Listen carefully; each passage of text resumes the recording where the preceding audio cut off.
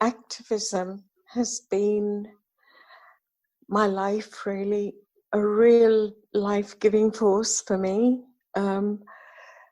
And it's meant everything. It's not just about, my actions and what I do, but it's about how I'm connecting with other women as well. And that's very life-giving.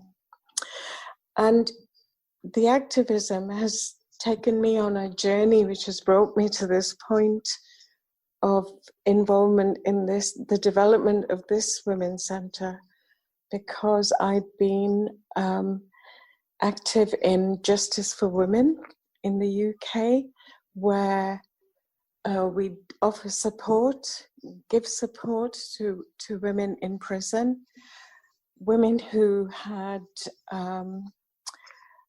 either killed or, were accused of trying to kill a violent man in their life, their partner, their husband.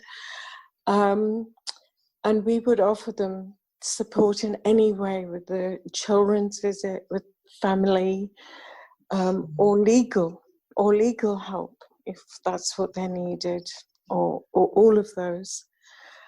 I also was up in the north of Ireland when the war was going on, and I was involved in a women's centre there, which really was for all women from every side of the conflict.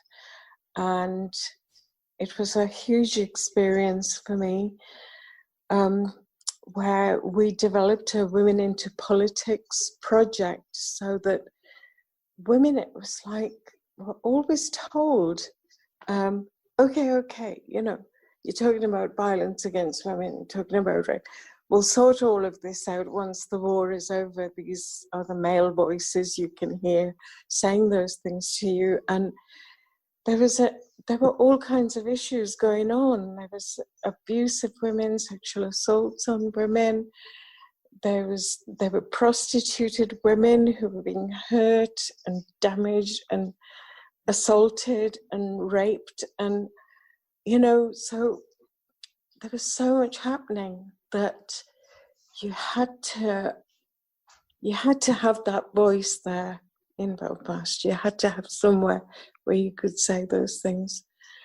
So that was another part of the journey, and some of the women set up a kind of community radio where we talked about violence against women, especially. We got up everybody's nose, obviously, because we were doing that. Mm-hmm.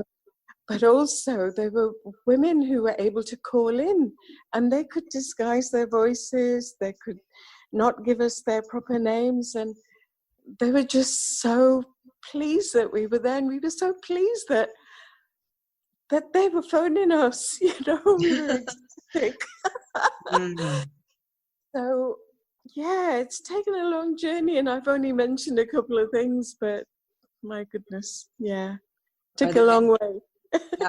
Are there any others that are important to mention, or Well, I mean, again, it was while the war was going on in the north, so and I went to Derry for a while because I was at the college there for a while, and there was a group of women who wanted to make a film about child sexual abuse. And it's incredibly hard in that environment for women to speak up on anything like that, because it's the perennial issue. It's kind of like, if they spoke out, the police would get involved. They didn't want the police involved, the RUCs there were, because the community was vulnerable to those. And so, and we were talking about it, and I said, look, I'll be that woman in there. Mm-hmm. I'll be that woman, because it doesn't matter,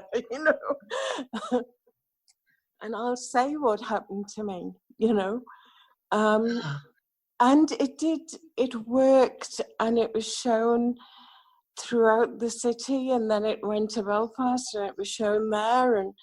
And I think that it's about, you know, if you can, when you open your mouth and those words come out of it, or this happened to me, that other women get courage.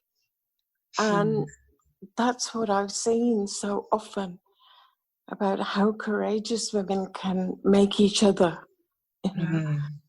So, yeah, sorry. Wow. That's just another part of the journey. Thank you. Thank you. Thanks.